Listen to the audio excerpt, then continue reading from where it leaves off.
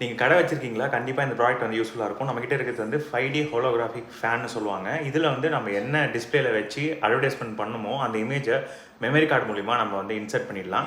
So இங்கே பாருங்கள், இப்போ நான் ஆன் பண்ணி காட்டுறேன் உங்களுக்கு. இங்கே பாருங்கள், இப்போ இங்கே தான் வந்து மெமரி கார்டு ப்ளக்இன் பண்ணுறதுக்கு கொடுத்துருக்காங்க. சரிங்களா, இங்கே பாருங்கள் மெமரி கார்டு பாருங்கள் எப்படி ஆன் ஆயிடுச்சு பாருங்கள். ஸோ 3D ஹாலோகிராஃபிக் ஃபேன்னு சொல்லுவாங்க. எவ்வளோ சூப்பராக இருக்குது பாருங்கள்.